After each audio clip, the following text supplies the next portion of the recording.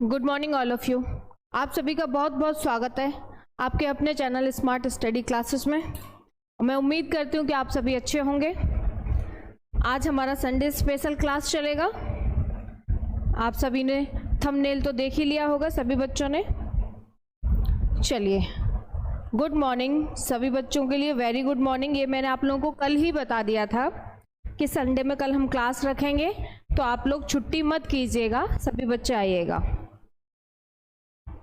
चलो थोड़ा सा देख लेते हैं। इसमें आपको फर्स्ट नंबर पे क्या मिलेगा?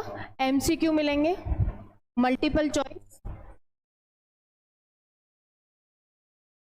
हिंदी में हम कहेंगे बहुविकल्पीय। ये आपको सभी को पता है, बहुविकल्पीय। फिर क्या आते हैं? अति लघु उत्तरीय,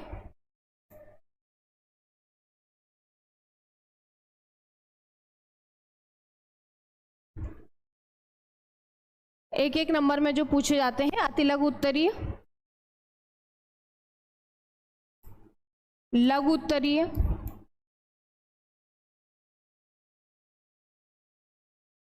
फिर दीर्घ उत्तरीय।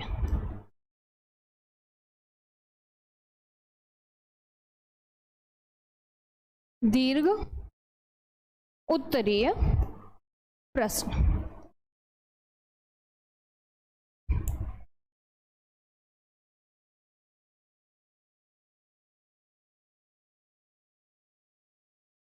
ठीक है, ये सब आपको देखने को मिलता है इसमें। और सभी आपको सारे क्वेश्चन कैसे होते हैं?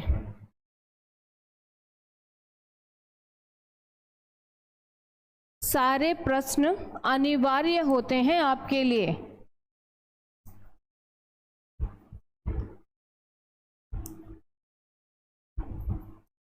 सारे प्रश्न कैसे होते हैं? अनिवार्य होते हैं। ठीक है, तो ये हम देखेंगे बहुविकल्पीय, अति लघु उत्तरीय, लघु उत्तरीय, दीर्घ उत्तरीय। और सारे प्रश्न कैसे होते हैं? अनिवार्य होते हैं। मैम डेली क्लास कितने बजे होती है? मार्कोस कमांडो पूछ रहे हैं। डेली कमांडो साहब, डेली हमारी जो क्लास होती है वो वैसे 6 बजे से होती है, सुबह 6 AM होती है। आज संडे की वजह से आज हम 7 बजे से क्लास ले रहे हैं। ठीक है, चलो देखो, आप लोगों के लिए एक बहुत अच्छी खुशखबरी लेके आए हैं। ये सिर्फ और सिर्फ जो बच्चे, मुझे बहुत सारे बच्चे कमेंट करते हैं कि मैम हमें आपका पेड बैच जो है वो ज्वाइन करना है, प्लीज़ बता दीजिए, कांटेक्ट नंबर बता दीजिए। तो उन बच्चों के लिए ये एक अच्छा खासा ऑफर है, और ये सिर्फ और सिर्फ आज के लिए है 1299। ठीक है, वन टाइम पेमेंट करना है आपको 1299, बहुत बड़ा अमाउंट नहीं होता। ठीक है, तो जो भी बच्चे हमारे, और देखो लिखा भी है ऑफर केवल सिर्फ 50 बच्चों के लिए, और आज के लिए ये पता है सिर्फ और सिर्फ आज के लिए। और सिर्फ कितने बच्चों के लिए? सिर्फ 50 स्टूडेंट्स के लिए है। तो अगर आपको ज्वाइन करना है तो आप हमारा smart study pro app download कर सकते हो प्ले स्टोर से, और इस नंबर पे कॉल करके भी और जानकारी ले सकते हो। नंबर है हमारा 9058704381। ठीक है, इस नंबर पे कॉल करके और भी आप जानकारी ले सकते हो।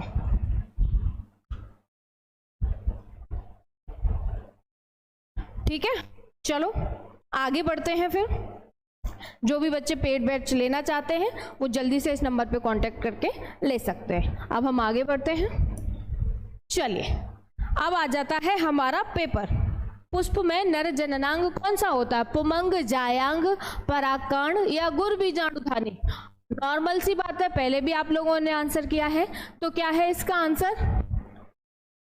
फर्स्ट का क्या आंसर है? फर्स्ट के का आंसर है यहाँ पर पुमंग। क्या है? पुमंग। क्योंकि आपको भी पता है कि मेल पार्ट, पुष्प में मेल पार्ट कौन सा है? पुमंग होता है। जायांग कौन सा होता है? जायांग फीमेल पार्ट होता है। पता है कि नहीं पता है? पता है ना? और आप लोग भी आंसर कर सकते हो अगर आप लोगों को आता है क्वेश्चन तो। ठीक है, एक टाइप का आप टेस्ट समझ लीजिए। हाँ, मार्कोस कमांडो, प्रिया ये बच्चे आंसर कर रहे हैं। आकांक्षा, ईशा मिश्रा, भानु सारस्वत, हाँ पुमंग होता है, वेरी गुड। अब नेक्स्ट क्वेश्चन पे चलते हैं हम। अब आता है हमारा फर्स्ट का ख, फर्स्ट का ख आता है। तो क्वेश्चन है, आप लोग ध्यान से सुनिए, मनुष्य में संतान का लिंग निर्धारण होता है किसके द्वारा? बताइए जल्दी से, मुझे पूरी उम्मीद है कि आप लोगों को इसका आंसर पता है। मनुष्य में संतान का लिंग निर्धारण किसके द्वारा होता है? बताइए भाई, मनुष्य की जो संतान होती है उसमें लिंग निर्धारण किसके द्वारा होता है? ऑप्शन है माँ के लिंग गुणसूत्रों से, सेकंड ऑप्शन है अंडाणु के माप से, थर्ड ऑप्शन है शुक्राणु के माप से, और फोर्थ ऑप्शन है पिता के लिंग गुणसूत्र से। फोर्थ ऑप्शन है, हाँ राहुल ने आंसर दिया है पिता के गुणसूत्र से, वेरी गुड। निशा खान ने भी कहा है, गरिमा ने भी कहा है, अनुराधा, चलो सभी बच्चे ने कहा है। तो इसका आंसर है पिता के लिंग गुणसूत्रों से, पिता के लिंग गुणसूत्र से। ठीक है, थर्ड पे आ जाते हैं हम। क्वेश्चन नंबर थर्ड है, क ख ग नहीं लिखेंगे, फर्स्ट सेकंड थर्ड लिख देते हैं।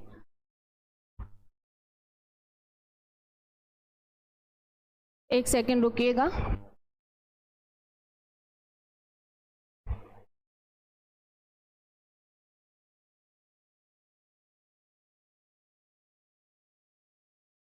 हाँ, ये फर्स्ट था और ये हमारा सेकंड है। अब हम फर्स्ट का थर्ड क्वेश्चन पे चलते हैं। चलिए, थर्ड क्वेश्चन है हमारा, जेनेटिक इंजीनियरिंग का उपयोग होता है। बताइए, जेनेटिक इंजीनियरिंग का उपयोग कहाँ होता है? चिकित्सा में, कृषि में, इन दोनों में, या किसी में भी नहीं? बताइए, जेनेटिक इंजीनियरिंग का हाँ, स्मार्ट गोलू बाबू देख लिया। आप इतनी देर से यही कमेंट कर रहे हो कि आप मैम मेरा कमेंट नहीं देख रही हो, तो क्या मैं आपका बार बार यही वाला कमेंट पढ़ूं? भाई कोई क्वेश्चन है, कोई क्वेरी है वो पूछिए। आपका सेम यही कमेंट आ रहा है, मैम आप मेरा कमेंट नहीं देख रही, मैम आप मेरा कमेंट नहीं देख रही, मैम आप मेरा कमेंट नहीं देख रही। भाई कोई कुछ कहना है, कोई क्वेरी है वो तो लिखिए, यही मैं पढ़ती रहूं। बोलिए। हाँ, जेनेटिक इंजीनियरिंग का प्रयोग कहाँ पर होता है भाई? चिकित्सा में, कृषि में, दोनों में, या इनमें से किसी में भी नहीं? तो इसका आंसर है थर्ड का हमारा कृषि में। किसमें? कृषि में होता है जेनेटिक इंजीनियरिंग का उपयोग। चलिए, अब फर्स्ट का जो फोर्थ क्वेश्चन है उस पे आ जाते हैं। लाइकेंस, ध्यान से सुनिए, लाइकेन जो पारिस्थितिक अनुक्रम को प्रारंभ करने में सक्षम है, वास्तव में यह सहजीवी सहचर्य है। बताइए, लाइकेंस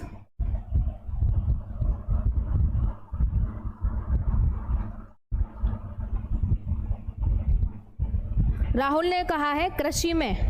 अच्छा, आप लोग आंसर कर रहे हो, सही है। स्मार्ट गोलू बाबू, अब तो आंसर किया है ना आपने कृषि में। मैम मेरा कमेंट नहीं देख रही हो, मैम मेरा कमेंट नहीं देख रही हो। भाई आप लिखो तो सही, तभी तो मैं पढ़ूंगी। ऐसा नहीं है कि आप पहले कहो फिर मैं ये कहूं कि हाँ जी बोलिए, तो फिर मैं वेट करूं तब आप कमेंट करो, उसमें बहुत टाइम ज़्यादा वेस्ट होगा। जो आपको पूछना है, कहना है, वो बोल दिया करो, ठीक है। राहुल ने कहा है कवक और शैवाल में, बिल्कुल सही है राहुल का आंसर। लाइकेन जो पारिस्थितिक अनुक्रम को प्रारंभ करने में सक्षम होते हैं, वास्तव में यह सहजीवी सहचर्य होते हैं। किसके? शैवाल व कवक के। तो इसका आंसर हो जाएगा शैवाल व कवक, शैवाल व कवक। अब आ जाते हैं हम हमारा अति लघु उत्तरीय प्रश्न पे। अब आ जाते हैं अति लघु उत्तरीय प्रश्न पर। चलो भाई, मैं क्वेश्चन बोलूंगी, आप क्वेश्चन सुनते रहिए, और जिस भी बच्चे को क्वेश्चन का आंसर आता है, जैसे आप बहुत सारे बच्चे कर भी रहे हैं आंसर, तो आप लोग आंसर करते भी रहिए जिनको आ रहा है, ठीक है। जिनको आंसर आ रहा है वो बच्चे करते भी रहिए।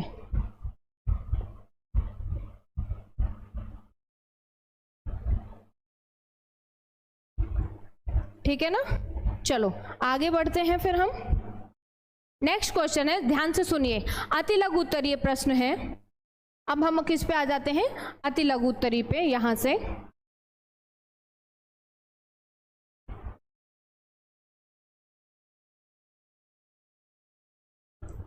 अति लघु उत्तरीय प्रश्न। चलिए, अति लघु उत्तरीय का पहला प्रश्न है हमारा, बस ज्यादा ऊपर नहीं ले जाएंगे भाई पेपर को, बस ठीक है। पहला प्रश्न है,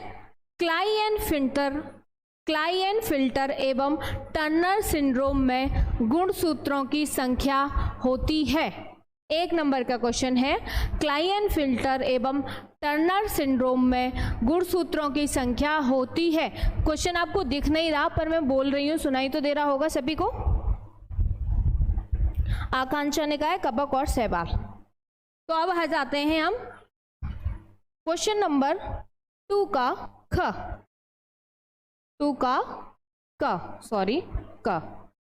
तो इसने पूछा है, क्लाइएन-फिल्टर एवं टर्नर सिंड्रोम में गुणसूत्रों की संख्या बताइए। देखो बता रहे हैं बच्चे।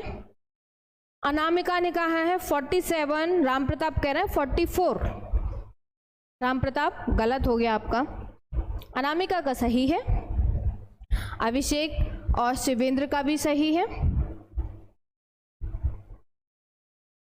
निधि राजपूत का भी ठीक है। वेरी गुड राहुल ने एकदम करेक्ट आंसर दिया है। राहुल एलन बिल्कुल सही है, वेरी गुड राहुल। और ये कोई दूसरे राहुल है, उन्होंने कहा है 47, इनका भी सही है। गरिमा सिंह, चलो वेरी गुड। इसका मतलब आप लोग थोड़ा सा तो ध्यान दे रहे हो पढ़ाई पे। तो अगर हम क्लाइएन-फिल्टर की बात करें, किसकी,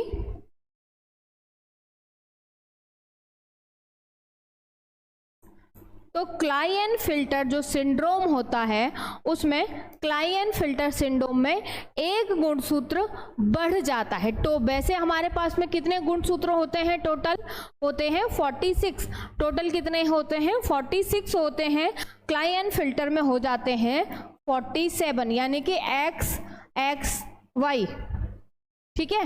एक X गुणसूत्र इसमें बढ़ जाता है, याद रहेगा। और टर्नर सिंड्रोम की बात करें तो कुछ बच्चों ने करेक्ट आंसर दिया है। टर्नर सिंड्रोम में एक गुणसूत्र जो होता है वो क्या हो जाता है, वो कम हो जाता है, ठीक है।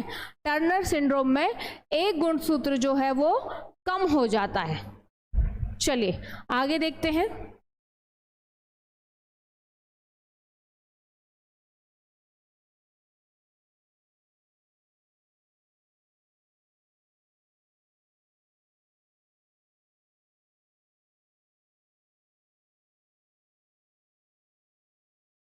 भाई ये वाले जो क्वेश्चन है हमारे, अभी हम इन्हीं को कंटिन्यू करेंगे। पहले ये चल रहा है हमारा क्वेश्चन, ये वाला, ठीक है, टर्नर सिंड्रोम वाला, इसको हम आगे करेंगे कंटिन्यू। तो टर्नर सिंड्रोम में कितने होते हैं,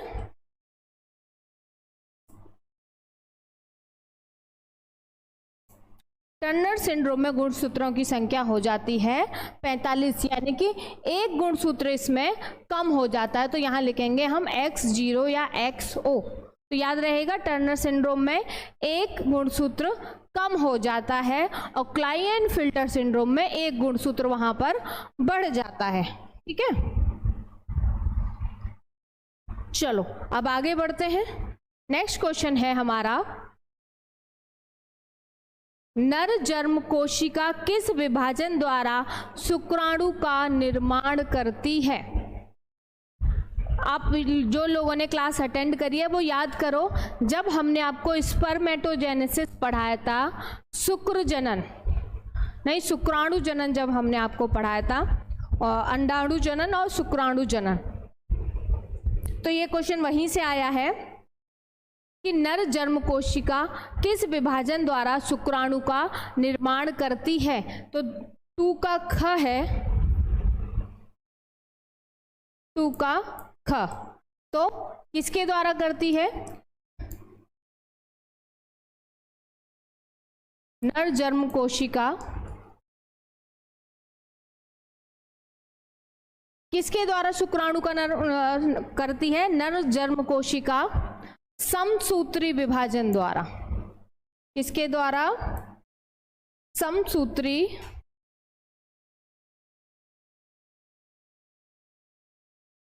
विभाजन द्वारा शुक्राणु का निर्माण करती हैं। ठीक है, शुक्राणु का निर्माण करती है। याद रहेगा कि जो नर जर्म कोशिका है वो समसूत्री विभाजन द्वारा शुक्राणु का निर्माण करती है। भाई पहले तो समसूत्री विभाजन होता है ना, फिर होता है अर्धसूत्री प्रथम विभाजन और फिर होता है अर्धसूत्री द्वितीय विभाजन। अगर हम स्टार्टिंग की बात करें तो समसूत्री विभाजन। अगर लास्ट पॉइंट आपसे पूछा जाए, अगर आपसे लास्ट पॉइंट पूछा जाए तो वहां पर आप अर्धसूत्री द्वितीय विभाजन कह सकते हो। ठीक है,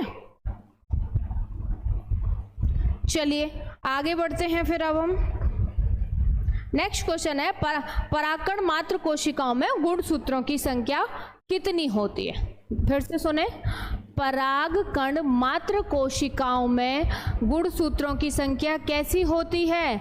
बताइए, अगुणित होती है या द्विगुणित होती है? परागकण मात्र कोशिकाओं में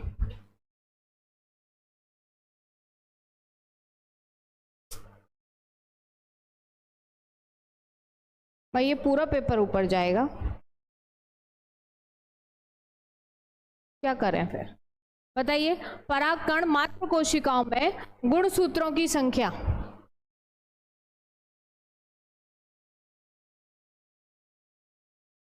ये है हमारा 2 का ग। तो कोई बच्चा आंसर कर रहा है?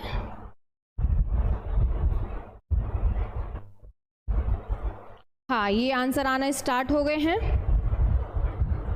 निधि राजपूत, अनामिका, गरिमा यादव, प्रियंका शुक्ला, मार्कोस कमांडो आपका गलत हो गया है, राम प्रताप, निधि, बाकी सभी बच्चों का सही है। द्विगुणित तो यहाँ पर वो होता है। कैसा होता है? द्विगुणित। तो परागकण मात्र कोशिकाओं में कैसा होता है? परागकण मात्र कोशिका में गुणसूत्र की संख्या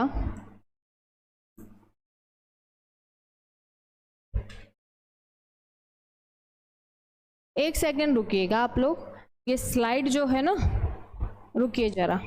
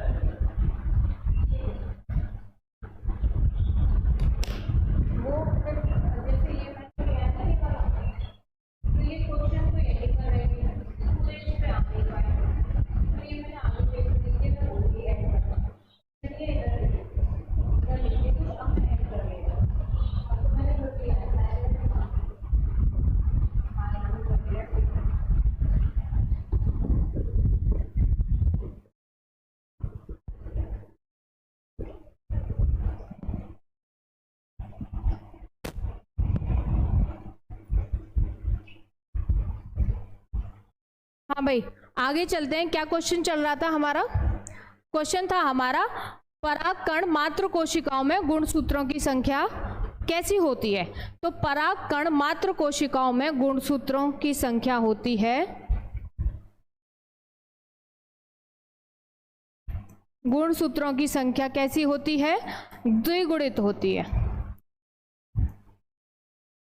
द्विगुणित होती है। ठीक है, परागकण मात्र कोशिकाओं में गुणसूत्रों की संख्या कैसी होती है? द्विगुणित होती है। नेक्स्ट क्वेश्चन है, उस एंजाइम का नाम बताइए जो डीएनए अणु के खंडों को तोड़ता है। ठीक है, उस एंजाइम का नाम बताइए जो डीएनए अणु के खंडों को तोड़ता है। क्वेश्चन चल रहा है हमारा घ।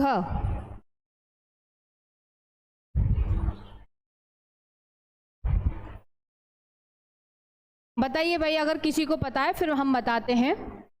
उस एंजाइम का नाम,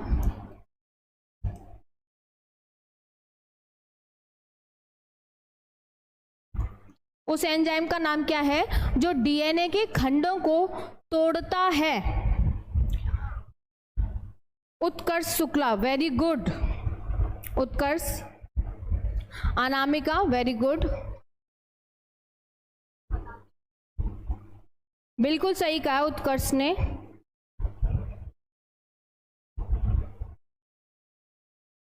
राहुल एलन ने भी सही कहा है। रेस्टिंगसन एंडोन्यूक्लियस एंजाइम एसिड नहीं भाई, राहुल थोड़ा लास्ट में गलत कर दिया। ठीक है, रेस्टिंगसन एंडोन्यूक्लियस एंजाइम होता है उसका नाम। तो उस एंजाइम का नाम जो डीएनए खंडों को तोड़ता है, उसका नाम क्या है? उसका नाम है रेस्टिंगसन एंडोन्यूक्लियस। क्या है? क्या है उसका नाम?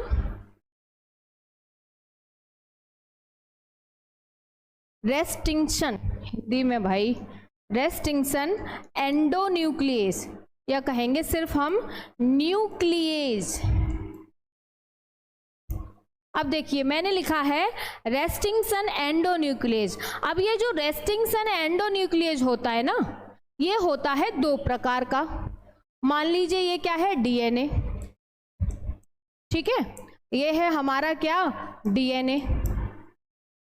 अब ये रेस्टिंगसन एंडोन्यूक्लियस दो प्रकार का होता है।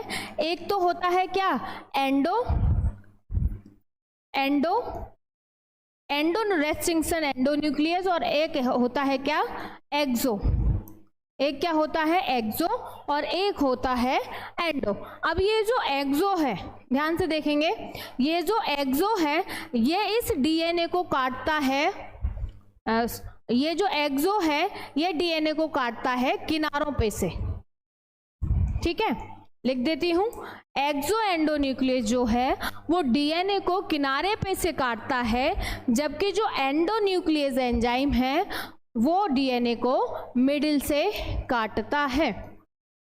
ठीक है, क्लियर हो गया? आप लोगों ने भी आंसर दिया है, बहुत बच्चों ने सही आंसर है एकदम। हाँ, अनामिका ने कह दिया है एंडो और एक्सोन्यूक्लियस, वेरी गुड अनामिका। चलो नेक्स्ट क्वेश्चन है, कार्बन डाइऑक्साइड का स्थिरीकरण करने के कारण पौधे को क्या कहा जाता है? तो ये है हमारा क्वेश्चन 2 का ड़।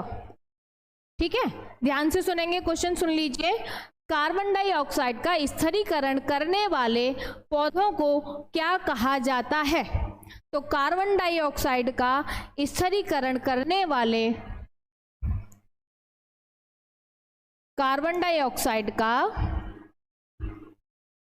स्थिरीकरण करने वाले पौधों को कहा जाता है क्या? बताइए, पौधों को मैंने लिख दिया है, कार्बन डाइऑक्साइड का स्थिरीकरण करने वाले पौधों को क्या कहा जाता है? मैं देख रही हूं, अगर आप लोग आंसर कर रहे हो तो बताइए, कार्बन डाइऑक्साइड का स्थिरीकरण करने वाले पौधों को क्या कहा जाता है? यादव कह रहे हैं क्लोरोप्लास्ट। पौधों को कहा जाता है क्या? सुमित यादव, कोई बात नहीं, अब हो गई तो हो गई, लेट। ट्रांसफॉर्मेशन नहीं ली ना।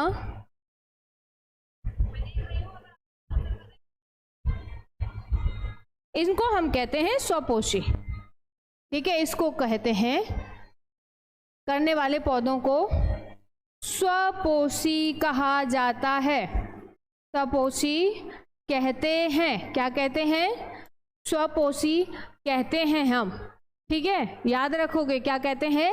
स्वपोषी कहते हैं। अब बढ़ते हैं हम थर्ड के क पे। एक और पेज ऐड करेंगे अभी हम।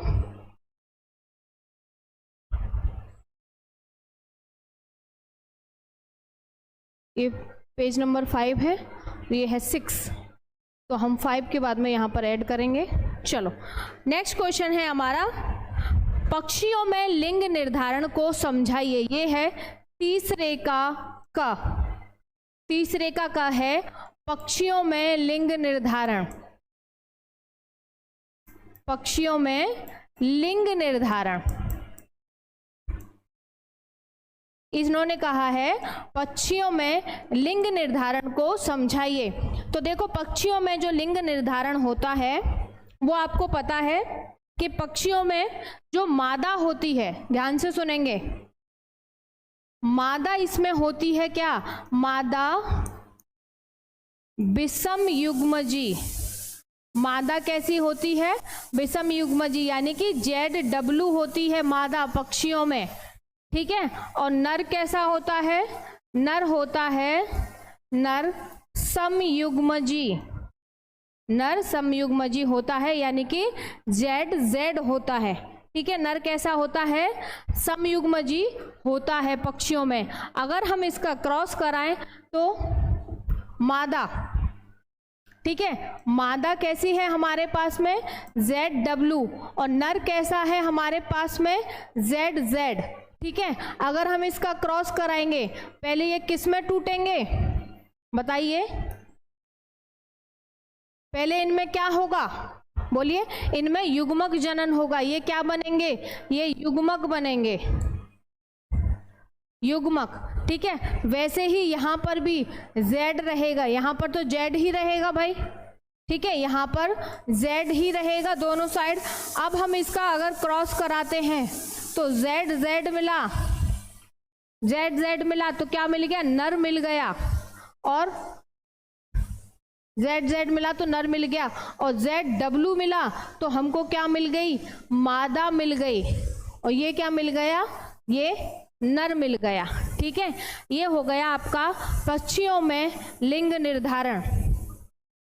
Very good. Ram Pratap, Ayush, Rahul, Nidhi, Ayush, Utkarsh, Rashid, Marcos commando, Mary. कब से क्लास चल रही है? 7 बजे से।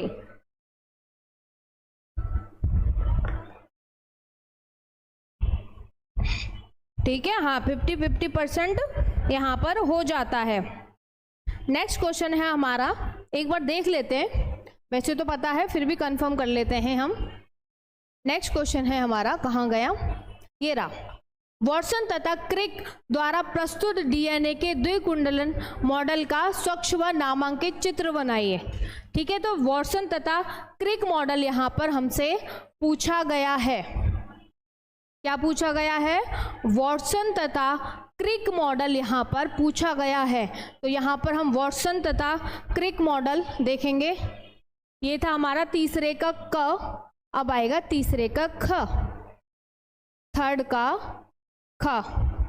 तो इसमें पूछा है क्या? वॉटसन तथा क्रिक मॉडल पूछा है।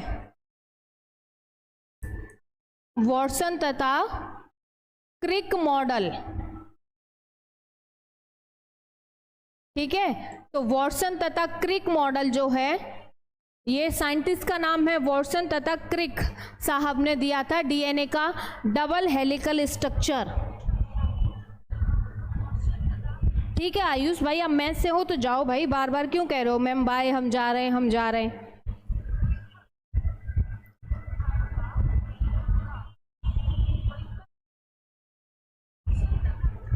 Good morning Ram Kumar. हाँ, डीएनए का डबल हेलिकल स्ट्रक्चर किसने दिया था? वॉटसन तथा क्रिक ने दिया था। और ये कौन सा डीएनए होता है? ये बी डीएनए होता है। तो स्ट्रक्चर देख लेंगे हम। चलिए भाई स्ट्रक्चर देख लेते हैं। ठीक है, स्ट्रक्चर देख लेते हैं।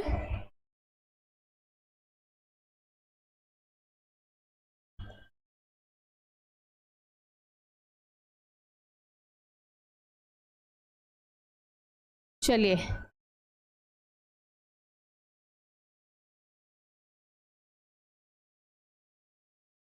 ये क्या है, इसमें क्या भरे हुए हैं, बेस पेयर।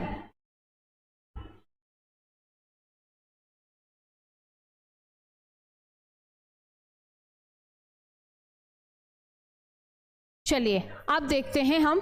देखो ये एक हेलिक्स माना जाता है। ये क्या माना जाता है, ये है डीएनए का डबल हेलिकल मॉडल। ये मैं आपको ऐसे ही बता दे रही हूँ। वैसे मैंने आपको शायद डीएनए वाला नहीं, अभी नहीं आया ये चैप्टर, अब आएगा। ठीक है, ये चैप्टर अभी आएगा, अभी नहीं आया। 6 चैप्टर है, अभी हमारा 5th चैप्टर चल रहा है। अगर हम इसका डायामीटर देखें, ठीक है, अगर हम इसका डायामीटर देखें तो वो होता है हमारा 20 एंगस्ट्रॉम। कितना होता है ये होता है 20 एंगस्ट्रॉम।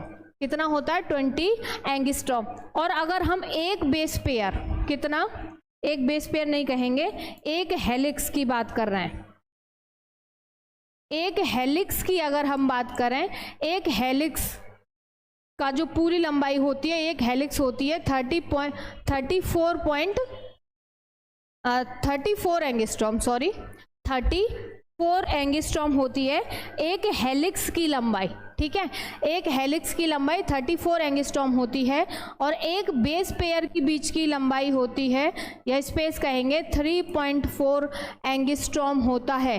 कितना होता है, 3.4 एंगस्ट्रॉम होता है। ठीक है, ये हो जाता है इसका मेजर ग्रुप, ये हो जाएगा इसका मेजर ग्रुप।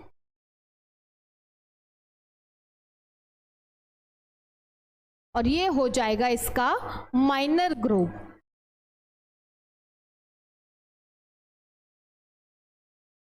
ठीक है, और ये कौन से टाइप का डीएनए होता है, ये होता है बी डीएनए। ये एक मैं अलग से आपको पॉइंट बता रही हूं। और ये डीएनए का डबल हेलिकल मॉडल होता है, द्विकुंडली वाला। और ये कभी कभी पूछ लिया जाता है कौन से टाइप का डीएनए होता है, तो ये होता है बी डीएनए। ठीक है, हाँ, ये जो मैंने लिखा है एडेनिन, ये क्या है, सब बेस पेयर वो हैं, न्यूक्लियोटाइड्स हैं। ये अभी हम आपको चैप्टर पढ़ाया नहीं है, जो अभी चल रहा है उसके नेक्स्ट आएगा, पढ़ाएंगे, एकदम बहुत आसानी से क्लियर करेंगे। ठीक है, ये हो गया हमारा वॉटसन तथा क्रिक का डबल हेलिकल स्ट्रक्चर। ठीक है, वॉटसन तथा क्रिक का डबल हेलिकल स्ट्रक्चर ये हमारा हो गया। चलो अब आगे बढ़ते हैं हम। अब ये कौन सा क्वेश्चन था, तीसरे का ख। अब आते हैं हम तीसरे के ग पे। तीसरे के ग पे आते हैं, जो कि यहाँ तो आएगा नहीं। चलिए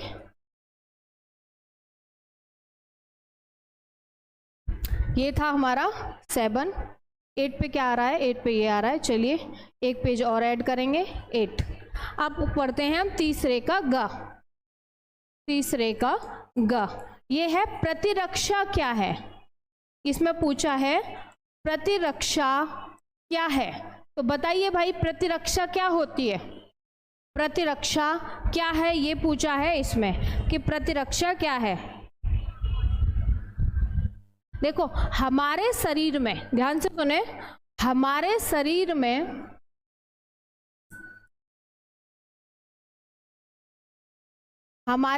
में रोगों से लड़ने की शक्ति होती है, या कहेंगे हमारे शरीर में रोग जनकों से लड़ने की शक्ति होती है। शक्ति होती है भाई, सबको पता है। जब हमारी बॉडी पे कोई भी बाहर से बैक्टीरिया वायरस अटैक करता है तो हमारा शरीर क्या करता है, उससे हमारी बॉडी को प्रोटेक्ट करता है। ठीक है, तो हमारे शरीर में रोग जनकों से लड़ने की शक्ति होती है, उसी को हम क्या कहते हैं?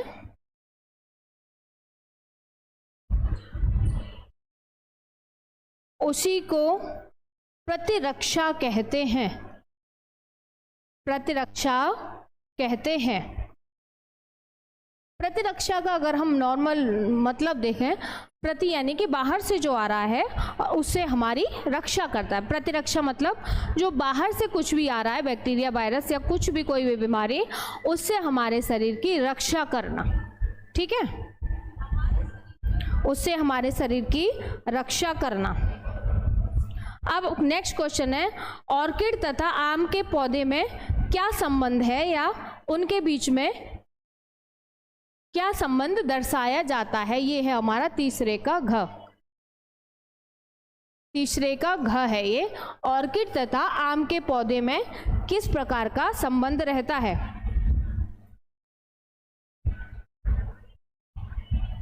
देखो, तो ऑर्किड का पौधा तथा आम का पौधा, या कहेंगे आम के पेड़ की जो शाखा है, वो दोनों सहभोजिता को प्रदर्शित करते हैं। ये क्वेश्चन कई बार आ चुका है।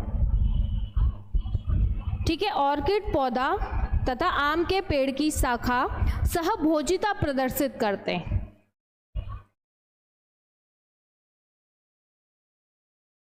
ऑर्किड सही है। ऑर्किड का पौधा तथा आम के पेड़ की शाखा, भाई ये क्वेश्चन कई बार आया है। आम के पेड़ की शाखा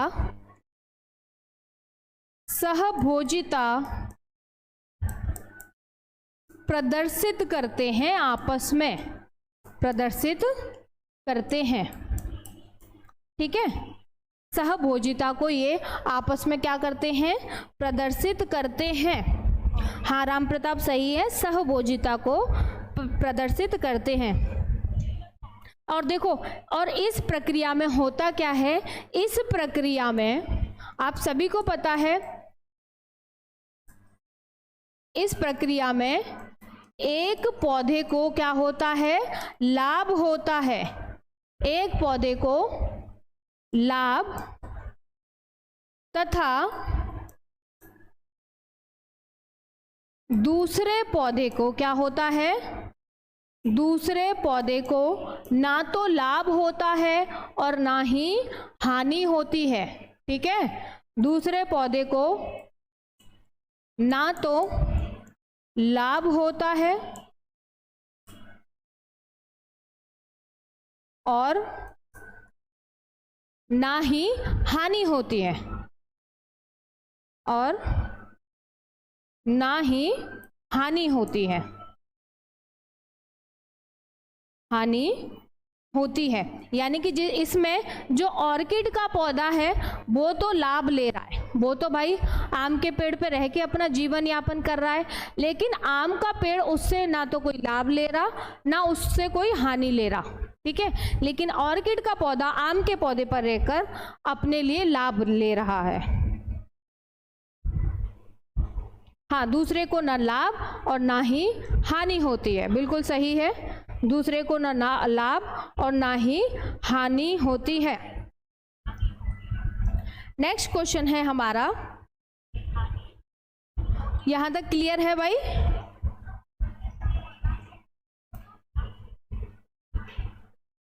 जल्दी से बताएं। ये पता है, ऑर्किड के पौधे वाला क्लियर हो गया। ये यानी कि सहभोजिता को दर्शाते हैं, और मैं बता रही हूँ इम्पोर्टेंट है, मतलब इम्पोर्टेंट वैसे सारे क्वेश्चन है जो हमने सॉल्व करा है, पर ये बेसिक सा क्वेश्चन हो जाता है। ये जो है ऑर्किड व आम का पौधा वाला जो क्वेश्चन है, ये बेसिक क्वेश्चन हो जाता है, इसलिए मैं आपको बोल रही हूँ। ये इसमें कोई बहुत बड़ा वो नहीं है आंसर करने के लिए।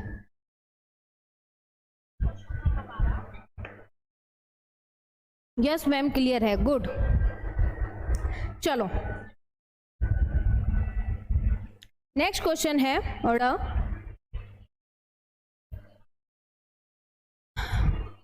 आएगा कि नहीं ग्राफ? नहीं आएगा, इसीलिए हम एक पेज और ऐड कर लेते हैं। नेक्स्ट क्वेश्चन है, जैविक अनुक्रिया के तरीकों का स्वच्छ आरेखीय निरूपण। इसी का ड़ है, ड़ क्वेश्चन तीसरे का चल रहा है ना, हाँ तीसरे का ड़, ये है जैविक अनुक्रिया। क्वेश्चन क्या है? जैविक अनुक्रिया के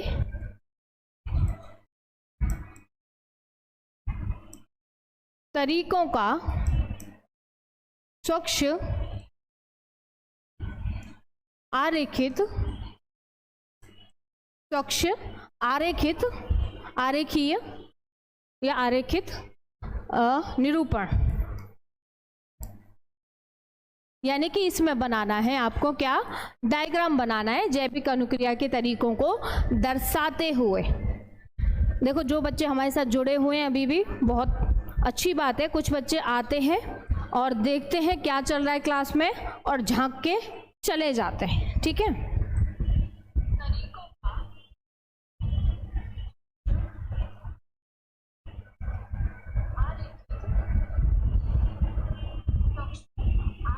ठीक है, चलो जो बच्चे जुड़े हुए हैं अभी तक बहुत अच्छी बात है, कुछ तो आते ही भाग जाते हैं। चलो आप देख लेंगे। इसका बनेगा डायग्राम। इसका क्या बनेगा? इसका बनेगा डायग्राम, जो कि मैं आपको बना के बता दे रही हूँ।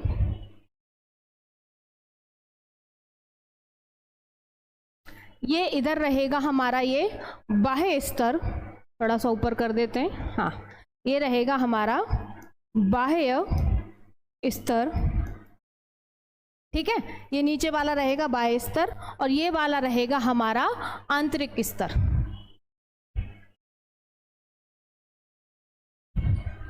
आंतरिक स्तर रहेगा, ठीक है। ये बाह्य स्तर और ये रहेगा आंतरिक स्तर। चलिए, ये हमको एक ग्राफ के जरिए ये दर्शाना है कि ये कैसे काम करता है। थोड़ा मैं भी नीचे कर देती हूँ, थोड़ा मेरा हाथ, ठीक है। अब देखिए, ये है आंशिक नियामक, ये वाला जो लाइन है ये है आंशिक नियामक। इनको मैं आपको अभी समझाऊंगी। जो हमारी लाइन एकदम से सीधी जा रही है, ये वाली, इसको हम कहते हैं, सीधी जो जा रही है आंशिक नियामक, ये जो सीधी जा रही है, और इसको कहते हैं हम संरूपी। इसको क्या कहते हैं? संरूपी। इसको आंशिक नियामक। एक और लाइन जाएगी हमारी, अलग कलर से बनाएंगे, वो जाएगी थोड़ी सी यहां से जाएगी ऐसे करके, और वो यहां से, इसको मैं हटा दूं, ये भाई थोड़ा सा स्पेस ले रहा है हमारा। चलिए भाई, ये डायग्राम देख लीजिए, आपको नहीं मिलेगा ये बुक में, ये जाएगा हमारा ऐसे। तो अब लिख देती हूं, ये क्या बताया था मैंने, ये वाला आंशिक नियामक, ठीक है। अब ये जो ऐसे करके जा रहा है, इसको देखेंगे, ये है हमारा, सॉरी ये वाला है आंशिक नियामक, वो नियामक है, उल्टा लिख दिया मैंने। ये है आंशिक नियामक,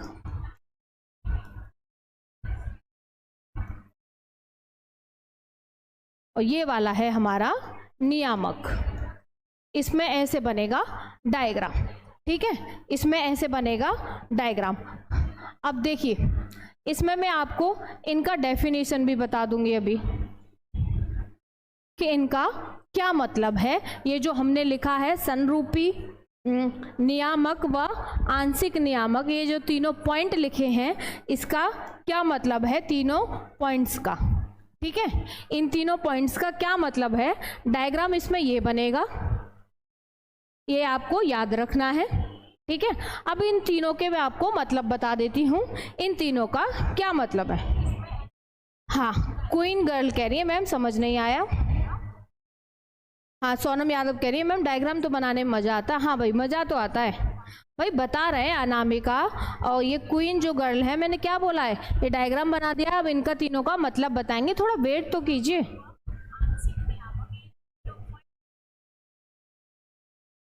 देखो संरूपी क्या होते हैं, ये जो हमने लिखा है संरूपी, इसको देखिए पहले,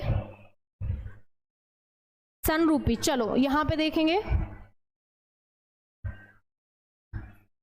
या हम ऐड करेंगे एक और पेज। चलिए अब हम देखे हैं संरूपी। आप पूछ रहे हो ना ये क्या लिखा है मैम, इन तीनों का मतलब क्या है? संरूपी का मतलब होता है जो किसी भी तापमान पर अपना तापमान बदल लेते हैं। वैसे पेड़ पौधे या जीव, वैसे पेड़ पौधे व जीव जो कि टेम्परेचर जैसे जैसे चेंज होता है, टेम्परेचर के अकॉर्डिंग अपना टेम्परेचर चेंज कर लेते हैं, उनको हम संरूपी कहते हैं। जैसे हम लिख सकते हैं किसी भी तापमान पर, किसी भी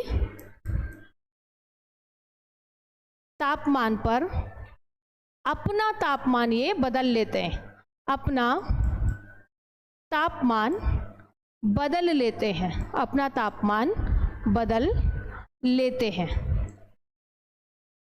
यानी कि अगर ठंड है तो अपनी बॉडी का टेम्परेचर ठंड के अकॉर्डिंग बदल लेंगे, और गर्मी है तो गर्मी के अकॉर्डिंग अपनी बॉडी का टेम्परेचर ये चेंज कर लेंगे, तो उनको हम कहते हैं संरूपी। अब हम आते हैं नियामक। अब हम आते हैं नियामक, जो आप लोग पूछ रहे हो। राहुल कह रहे हैं जैसे कि मैम गिलहरी। गरिमा कह रही है मैम बाबा एलन तो ज्ञानी बाबा हैं, सब कुछ आता है इनको। चलो अच्छी बात है भाई, अच्छी बात है, सब कुछ आता है। देखो अब अगर नियामक में आते हैं तो नियामक में क्या होता है, इनके जो बॉडी का तापमान होता है वो कभी नहीं बदलता। तो हम यहाँ लिख सकते हैं इनके शरीर का तापमान, इनके शरीर का तापमान कभी नहीं बदलता, कभी नहीं बदलता। जैसे कि इसमें आ जाते हैं हम लोग, इंसान लोग। अब आप लोग बताइए, क्या जैसे ठंड का मौसम आया तो क्या हम अपनी बॉडी का टेम्परेचर ठंड के अकॉर्डिंग कर लेते हैं? नहीं ना, वो हमारे हाथ में नहीं है। तो हम किस में आ जाते हैं? नियामक में आ जाते हैं।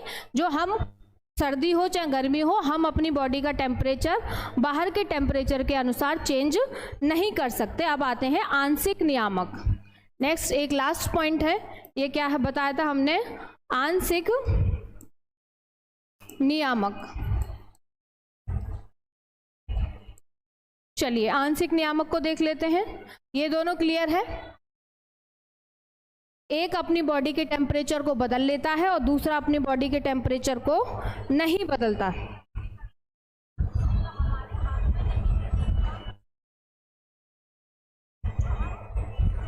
देखो आंशिक, यानी कि आंशिक का वैसे भी वर्ड अगर आप समझोगे, आंशिक मतलब थोड़ा या कम होता है। तो तापमान बदलने पर इनके बॉडी का तापमान थोड़ा बहुत बदल जाता है। तो हम यहाँ लिख सकते हैं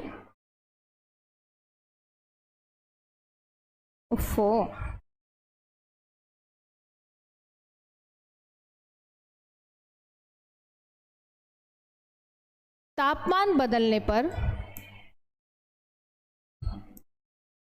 इनके शरीर का तापमान थोड़ा बहुत बदल जाता है। कैसा?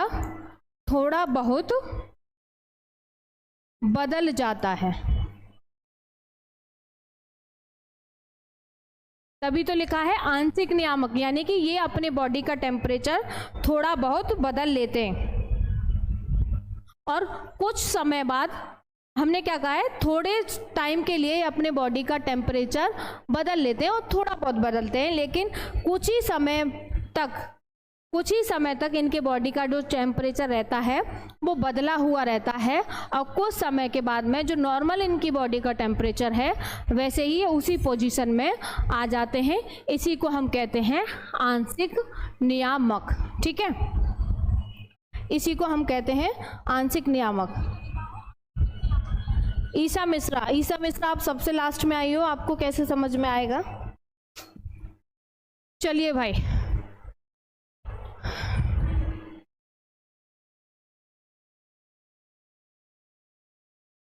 देखिए ये मैं आपको बता चुकी हूँ, ये जो हमारा ऑफर है संडे स्पेशल, ये आज के लिए है। कुछ बच्चे कह भी रहे थे कि मैम यूपी बोर्ड वाले भी ज्वाइन कर सकते हैं। ऑल हिंदी बोर्ड वाले जो हमारे बच्चे हैं वो सभी ज्वाइन कर सकते हैं। और आपको पता है सिर्फ और सिर्फ 50 बच्चों के लिए ऑफर है आज के लिए। 1299 रुपये में ऑल सब्जेक्ट आपको मिलेगा। अगर आप मैथ्स से हो तो उसमें मैथ्स के साथ में आपको हिंदी, इंग्लिश, फिजिक्स, केमिस्ट्री रहेगा। और वन टाइम पेमेंट करना है, 1299, ज़्यादा कोई पेमेंट नहीं है। लाइव क्लासेस, जैसे अभी लाइव क्लास चल रही है आपकी, सारी लाइव क्लासेस मिलेंगी ऑल सब्जेक्ट की। और कंप्लीट नोट्स मिलेंगे, जैसे आप अभी बोलते रहते हो ना मैम पीडीएफ सेंड कर दो, नोट्स सेंड कर दो, तो ये आपको हमारे पेड कोर्स में मिलेगा, ठीक है। और हम आपको इंपॉर्टेंट क्वेश्चन सॉल्व कराते हैं विद सॉल्यूशन, जो अभी हमने कुछ टाइम पहले भी कराए थे। और 3 ईयर के PYQ यानी कि प्रीवियस ईयर के हम आपको क्वेश्चन भी लास्ट में सॉल्व कराते हैं जब हमारा सिलेबस कंप्लीट हो जाता है। उसके बाद में डाउट क्लासेस भी रखते हैं। और सैटरडे व संडे आपका टेस्ट भी रहता है। जो बच्चे क्लास अटेंड कर रहे हैं उनको पता भी है कि हम आप लोगों का टेस्ट भी लेते हैं, ठीक है। तो ये और पूरा जो आपका है ये वन टाइम पेमेंट करना है जब तक के लिए, जब तक कि आपके एग्ज़ाम नहीं हो जाते, यानी कि पूरा साल के लिए मान लीजिए। और आप हमारे एप्लीकेशन को डाउनलोड कर सकते हो, smart study classes pro app play store पे जाके। और जो बच्चे कह रहे थे वो नंबर दे रखा है हमारा 9058704381, ठीक है।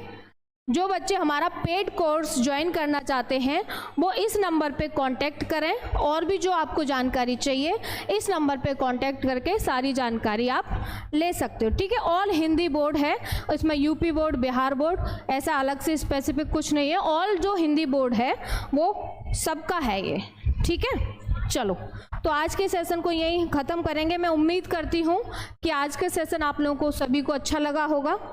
चलो, तो कमेंट करके ज़रूर बताइएगा सभी बच्चे कि आज का सेशन आप लोगों को कैसा लगा। और इस सेशन को ज़्यादा से ज़्यादा बच्चों के साथ में आप लोग शेयर कीजिए, ठीक है। चलो, कल मिलते हैं। बाय बाय, टेक केयर, अपना ख्याल रखिए, बाय।